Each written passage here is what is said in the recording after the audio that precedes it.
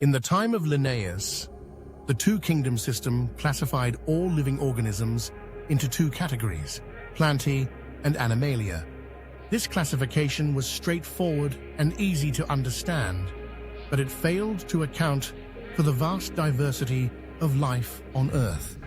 It neglected important distinctions between eukaryotes and prokaryotes, unicellular and multicellular organisms, as well as photosynthetic and non-photosynthetic life forms. Consequently, many organisms did not fit neatly into either category, leading to an inadequate representation of biological diversity. As scientific understanding progressed, the limitations of the two-kingdom system became increasingly apparent.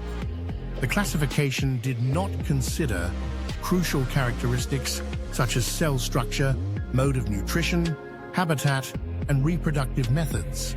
This prompted scientists to seek more comprehensive classification systems that could better reflect the complexity of life. In 1969, R.H. Whittaker proposed the five-kingdom classification, which introduced five distinct kingdoms: Monera, Protista, Fungi, Plantae, and Animalia. This classification was based on several criteria, including cell structure, body organization, mode of nutrition, reproduction, and phylogenetic relationships. By incorporating these factors, Whittaker's system provided a more nuanced understanding of the relationships among different organisms. Whittaker's classification addressed the shortcomings of earlier systems by recognizing the unique characteristics of various groups. For instance, the previous classification grouped bacteria, blue-green algae, fungi, and various plants under a single Plantae kingdom, despite their significant differences. This approach unified organisms with cell walls, but failed to distinguish between prokaryotic bacteria and eukaryotic organisms. The introduction of kingdom fungi was a significant advancement, separating heterotrophic fungi from autotrophic green plants. This distinction acknowledged the different cell wall compositions, chitin in fungi versus cellulose in plants. Additionally, kingdom Monera encompassed all prokaryotic organisms, while unicellular eukaryotes were classified under kingdom Protista. This kingdom now included organisms like Chlamydomonas and Chlorella, which were previously classified as algae, alongside Paramecium and amoeba, which were once considered animals. The five-kingdom classification highlighted the importance of using specific criteria in biological classification, leading to a more accurate representation of life's diversity. As scientific knowledge continues to advance, classification systems will likely evolve further, reflecting deeper insights into morphological, physiological, and reproductive similarities, as well as evolutionary relationships. The transition from Linnaeus's simplistic two-kingdom system to Whittaker's five-kingdom classification illustrates the dynamic nature of biological classification. Ongoing research and discoveries will continue to shape future classifications, ensuring they remain relevant and reflective of the complexity of life on Earth. The journey of classification is ongoing, promising new insights into the intricate web of life. Kingdom Monera is a diverse and essential group in the world of microorganisms, with bacteria as its sole members. These microorganisms are the most abundant on Earth, thriving in a wide range of environments. For instance, a single handful of soil can contain hundreds of bacterial species. Bacteria are remarkably adaptable, existing in extreme habitats such as hot springs, deserts, icy regions, and the depths of the oceans, where few other life forms can survive. Additionally, many bacteria live as parasites on or within other organisms, showcasing their diverse ecological roles. Bacteria are classified into four primary categories based on their shape: spherical cocci, rod-shaped bacilli, comma-shaped vibrios, and spiral spirilla. Despite their relatively simple cellular structure, bacteria exhibit complex behaviors and a remarkable range of metabolic diversity. This diversity is particularly evident in their nutritional strategies. Some bacteria are autotrophic, meaning they can synthesize their own food from inorganic substrates. Autotrophic bacteria can be further divided into photosynthetic autotrophs, which harness sunlight for energy, and chemosynthetic autotrophs, which derive energy from oxidizing inorganic substances. The majority of bacteria, however, are heterotrophs, relying on other organisms or dead organic matter for sustenance. This group plays a crucial role in ecosystems, particularly as decomposers, breaking down organic material and recycling nutrients back into the environment. Their activities support the growth of plants and other organisms, making them essential for maintaining ecological balance. Within Kingdom Monera, two significant groups of bacteria exist: Archaebacteria and Eubacteria. Archaebacteria are unique due to their ability to thrive in some of the harshest environments on the planet. These extremophiles include halophiles, which flourish in highly saline areas, thermoacidophiles, which thrive in hot springs, and methanogens, which are found in marshy areas. Archaebacteria differ from other bacteria in their cell wall structure, which is adapted for survival in extreme conditions. For example, methanogens reside in the guts of ruminant animals like cows and buffaloes, where they play a vital role in producing methane, a significant greenhouse gas from the digestion of organic matter. Eubacteria, often referred to as true bacteria, encompass thousands of different species characterized by their rigid cell walls. Many eubacteria possess flagella, enabling them to move through their environments. Among these, cyanobacteria, also known as blue-green algae, are particularly noteworthy.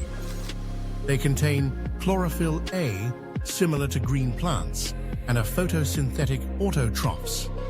Cyanobacteria can be unicellular, colonial, or filamentous, and can be found in freshwater, marine, and terrestrial environments. They often form blooms in nutrient-rich waters, which can lead to ecological imbalances. Cyanobacteria also play a crucial role in nitrogen fixation, a process that converts atmospheric nitrogen into a form usable by plants. This occurs in specialized cells called heterocysts, found in genera like Nostoc and Anabaena. Chemosynthetic autotrophic bacteria, on the other hand, oxidize inorganic substances such as nitrates, nitrites, and ammonia using the energy released for ATP production. This process is vital for recycling nutrients like nitrogen, phosphorus, iron, and sulfur, contributing to the overall health of ecosystems. Heterotrophic bacteria are the most abundant in nature and are essential decomposers. They have significant impacts on human affairs, contributing to processes such as the fermentation of milk into curd, the production of antibiotics, and the fixation of nitrogen in legume roots. However, some bacteria are pathogenic, causing diseases in humans, crops, farm animals, and pets. Well-known bacterial diseases include cholera, typhoid, tetanus, and citrus canker. Bacteria primarily reproduce through a process called fission, where a single bacterium divides into two identical cells.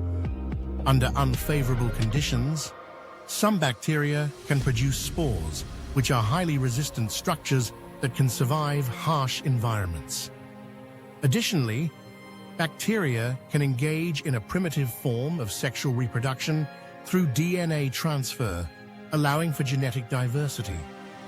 Moving to Kingdom Protista, this kingdom encompasses all single-celled eukaryotes, although its boundaries are not well defined. Protists serve as a link between the kingdoms of plants, animals, and fungi. This diverse group includes chrysophytes, dinoflagellates, euglenoids, slime molds, and protozoans. Members of Protista are primarily aquatic and possess a well-defined nucleus and membrane-bound organelles. Some protists have flagella or cilia for movement, allowing them to navigate their environments effectively. Chrysophytes, which include diatoms and golden algae, are microscopic and primarily photosynthetic. They float in water currents as plankton, playing a critical role in aquatic ecosystems. Diatoms have unique cell walls composed of silica, forming two thin, overlapping shells that fit together like a soapbox.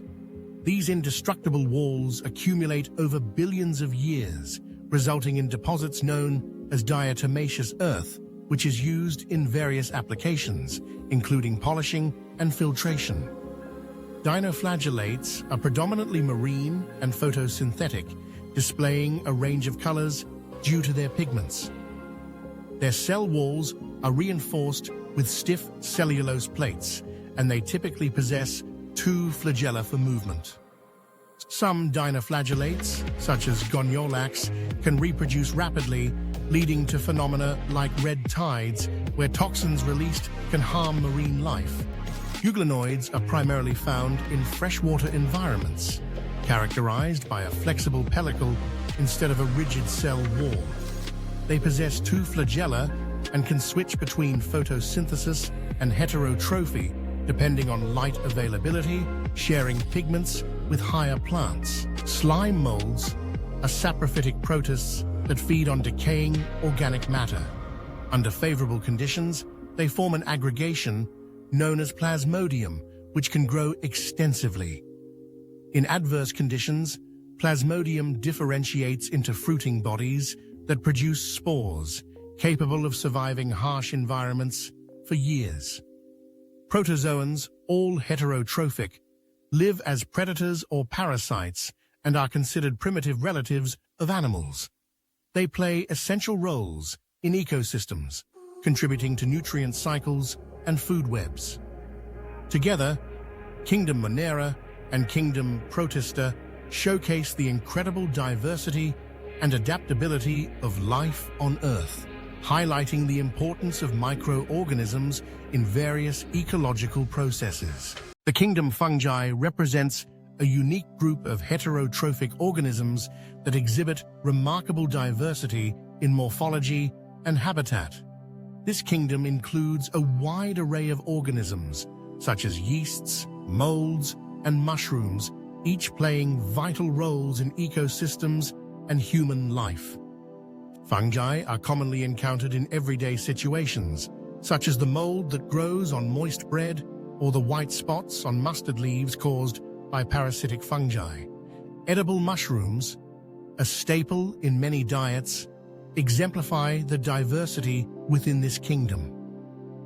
Yeasts, which are unicellular fungi, are crucial in food production, particularly in baking and brewing, where they ferment sugars into alcohol and carbon dioxide, aiding in bread rising and beverage production. However, not all fungi are beneficial. Some, like the wheat rust-causing Puccinia, are significant plant pathogens that can lead to devastating agricultural losses. Conversely, certain fungi, such as penicillium, are essential in medicine, serving as the source of penicillin, the first widely used antibiotic, which has transformed the treatment of bacterial infections. Fungi are cosmopolitan organisms found in various environments, including air, water, soil, and on plants and animals. They thrive in warm and humid conditions, which is why refrigeration is essential in preventing food spoilage caused by bacterial and fungal infections. This practice helps inhibit the growth of these organisms, extending the shelf life of perishable items. Structurally, most fungi are filamentous, composed of long, slender, thread-like structures called hyphae. These hyphae form a network known as mycelium, which constitutes the main body of the fungus. Some hyphae are coenocytic, meaning they are continuous tubes filled with multinucleated cytoplasm, while others have septae or cross walls, dividing them into individual cells. This structural diversity allows fungi to adapt to various environments and fulfill different ecological roles. Fungi primarily obtain nutrients through absorption, making them heterotrophic organisms. Many fungi act as saprophytes, breaking down dead organic material and recycling nutrients back into the ecosystem. This decomposition process is crucial for maintaining soil health and supporting plant growth. In contrast, fungi that rely on living hosts for nutrients are classified as parasites. Additionally, some fungi form symbiotic relationships with other organisms, such as lichens, associations between fungi and algae, or mycorrhizae, which connect fungi with plant roots. Reproduction in fungi occurs through various methods, including vegetative means, such as fragmentation, fission, and budding. Asexual reproduction typically involves the production of spores, which can be conidia, sporangiospores, or zoospores. Sexual reproduction is more complex and involves the formation of oospores, ascospores, and basidiospores. The sexual cycle of fungi consists of three main steps: plasmogamy, where the protoplasms of two gametes fuse; karyogamy, where the nuclei of the gametes combine; and meiosis, which occurs in the zygote, resulting in haploid spores. Fungi are classified into several distinct groups based on their characteristics and reproductive methods. Phycomycetes, for example, are typically found in aquatic environments or on decaying wood in damp places. Their mycelium is aseptate and coenocytic, and they reproduce asexually through motile zoospores or non-motile aplanospores. A zygospore forms when two gametes fuse, which can be similar in morphology, isogamous, or different, anisogamous or ogamous. Ascomycetes, commonly known as sac fungi, include both multicellular forms like penicillium and unicellular yeasts such as Saccharomyces. These fungi can be saprophytic, decomposing organic matter, or parasitic. Their mycelium is branched and septate, and they reproduce asexually through conidia produced on specialized structures called conidiophores. Sexual reproduction involves the formation of ascospores within sac-like structures called asci, which are arranged in various types of fruiting bodies known as ascocarps. Basidiomycetes encompass familiar forms like mushrooms, bracket fungi, and puffballs. They grow in soil, on logs, and tree stumps, and can also be found as parasites on living plants.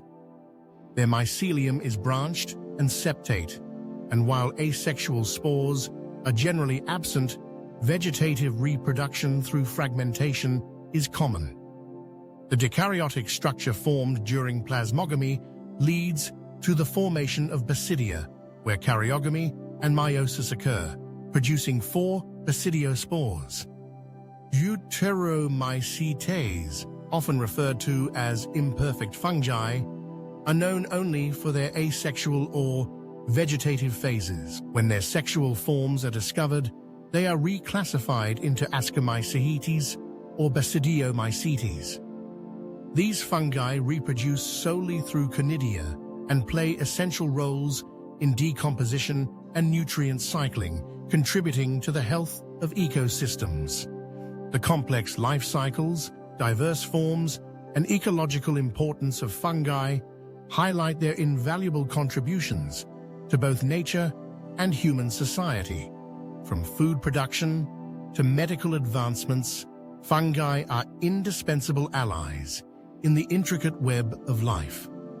Understanding their roles enhances appreciation for these organisms and underscores the need for their conservation and study in an ever-changing world. Kingdom Plantae includes all eukaryotic organisms, commonly known as plants, characterized by their ability to photosynthesize due to the presence of chlorophyll.